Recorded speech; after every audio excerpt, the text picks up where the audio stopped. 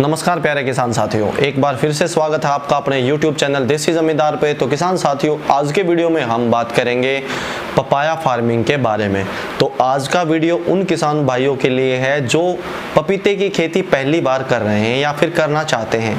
तो किसान साथियों, आज मैं इस वीडियो में आपको पपाया फार्मिंग में होने वाले नुकसान, पपाया फार्मिंग के फायदे और इसमें क्या क्या सावधानियां बरतनी चाहिए, उनकी पूरी डिटेल्स इस वीडियो में दूंगा।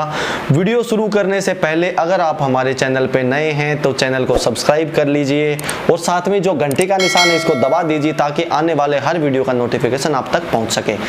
तो किसान साथियों, आज के वीडियो में सबसे पहले हम बात करते हैं नुकसान की, क्योंकि नए जो किसान हैं जो पपीते की खेती पहली बार कर रहे हैं उनको फ़ायदा तो हर कोई बताता है, नुकसान नहीं बताते हैं।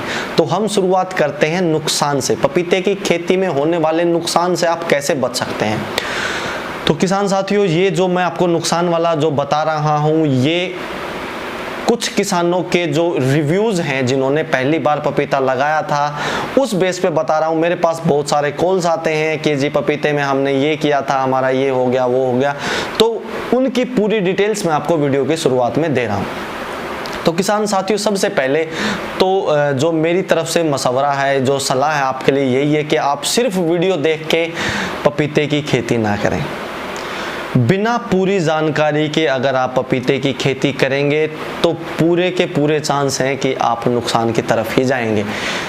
आप अगर पपीते की खेती करना चाहते हैं तो सबसे पहले उन किसानों से मिलिए जो ऑलरेडी आपके एरिया में, आपके आसपास पपीते की खेती कर रहे हैं। क्या पपीते की खेती के लिए आपके आसपास की जलवायु सही है, ये पता करने के बाद ही आप पपीते की खेती की शुरुआत कीजिए। दूसरा, कुछ किसान साथियों के मेरे पास फ़ोन आए, वो हरियाणा जींद से बिलोंग करते हैं। 5 से 6 किसान थे।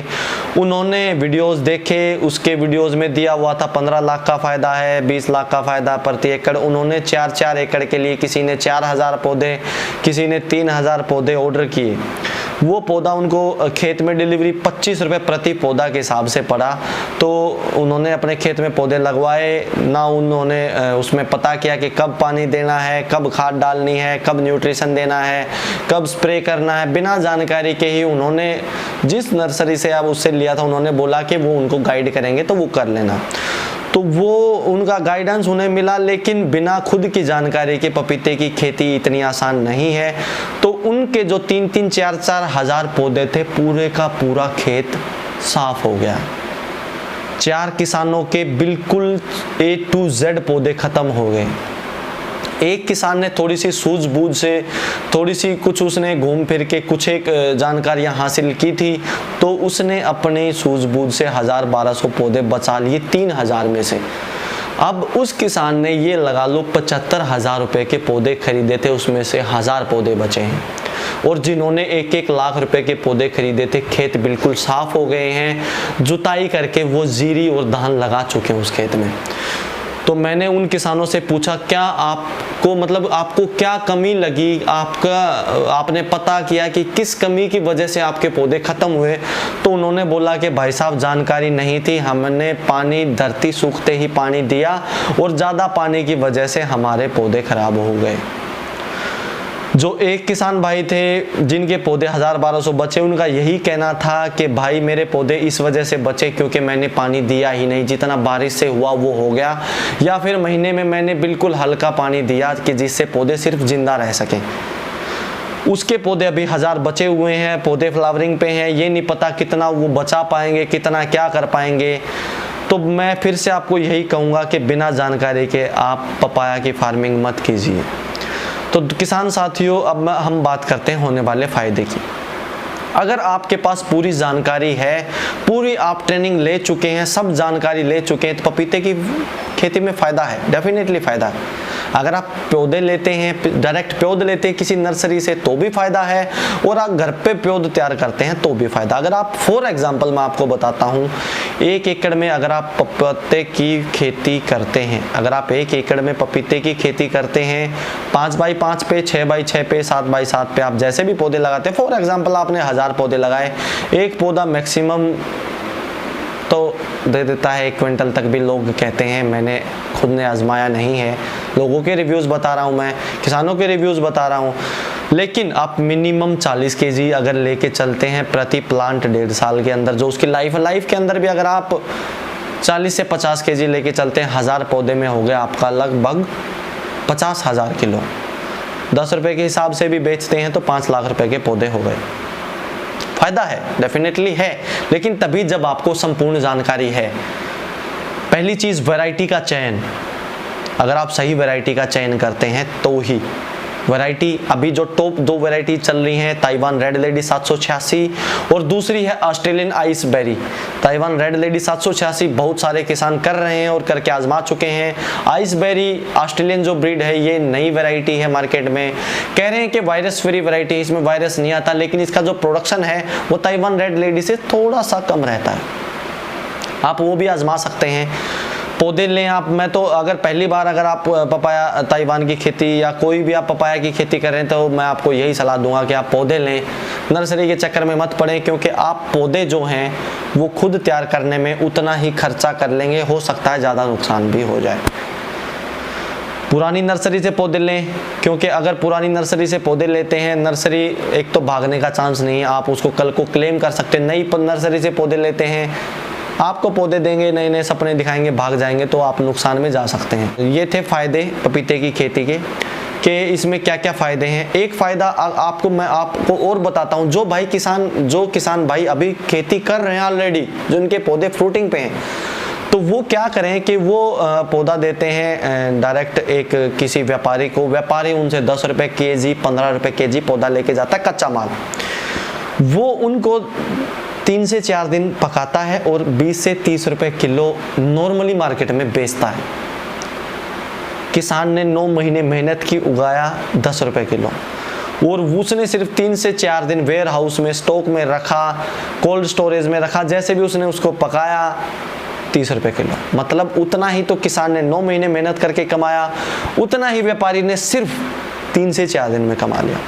तो आप कोशिश करें कि 3-4 किसान मिलकर डायरेक्ट सेलिंग की तरफ जाएं, तो पपीते की खेती और भी ज़्यादा फायदा आपको दे सकती है। तो किसान साथियों, अब इसमें बात करते हैं सावधानियों की।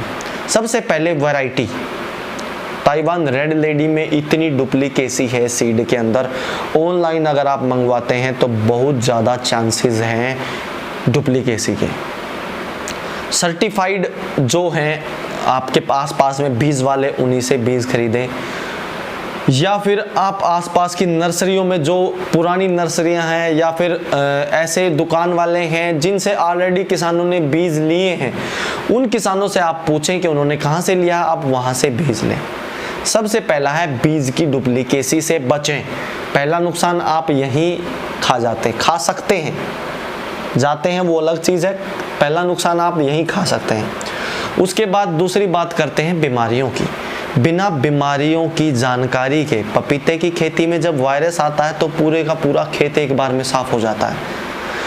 पपीते की खेती में बहुत ज़्यादा देखभाल की आवश्यकता होती है। अगर आपने देखभाल नहीं की तो पपीते की खेती हार्वेस्टिंग के टाइम पे भी साफ हो सकती है। ये नहीं है कि पौधा एक बार 3 महीने 4 महीने से निकल गया तो बीमारी नहीं आएगी। आपकी हार्वेस्टिंग के टाइम पे भी फसल बिल्कुल साफ हो सकती है। आपको टाइम पे आने वाली बीमारियां और उन बीमारियों से लड़ना कैसे है, उनकी पूरी जानकारी होनी चाहिए। उसके बाद जो सावधानी की बात करते हैं, पानी का संतुलन। किसान भाइयों ने जो मार खाई है वो पानी के संतुलन में ही खाई है। तो पानी का संतुलन, कब पानी देना है, ड्रिप के थ्रू देना है, कैसे देना है, ये आपको उसकी पूरी जानकारी बटोरनी पड़ेगी। किसानों के साथ, किसानों के खेतों में घूम फिर के जानकारी लेनी पड़ेगी। फिर से मैं यही आग्रह करता हूँ, बिना जानकारी के आप पपीता मत लगाइए, वीडियोस देख के आप पपीता मत लगाइए। बहुत सारे किसान भाई नुकसान झेल चुके हैं, झेल रहे हैं ऑलरेडी। तो मैं विनती करता हूँ नए किसानों से कि बिना जानकारी के आप पपीता मत लगाइए। पपीते की खेती में खर्चा भी बहुत है, अगर फ़ायदा है तो बिना मार्केट के आप पपीते की खेती में नहीं कमा पाएंगे। तो किसान साथियों, आज के वीडियो में मैं फिर से आपको यही हाथ जोड़ के आग्रह करता हूँ कि आप बिना जानकारी के पपीते की खेती में मत घुसें। नहीं तो आप डेफिनेटली नुकसान की तरफ ही जाएंगे। मैं बहुत सारे किसानों के कॉल्स अटेंड करता हूं दिन में, उनके यही रिव्यू रहते हैं, भाई हमारा ये नुकसान हो गया, हमें जानकारी नहीं थी, आप बता दीजिए, पौधे जल रहे हैं, पौधे मर रहे हैं। अब मैं यहाँ से देख के उनको सलाह नहीं दे सकता हूँ। तो आप पहले जानकारी इकट्ठा कीजिए, उसके बाद ही आप पपीते की खेती के अंदर घुसिए। तो किसान साथियों, आज का वीडियो में इतना ही। वीडियो आपको कैसा लगा हमें कमेंट सेक्शन में ज़रूर बताएं।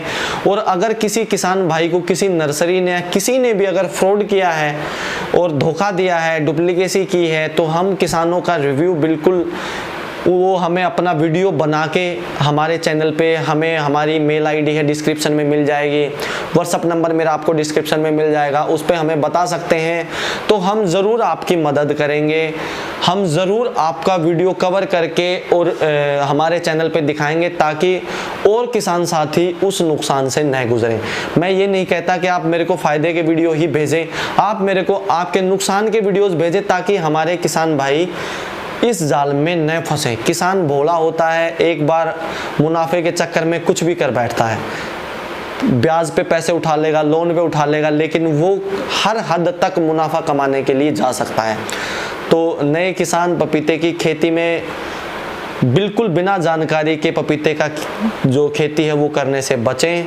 तो किसान साथियों, आज के वीडियो में इतना ही। जय हिंद, जय भारत, जय जवान, जय किसान।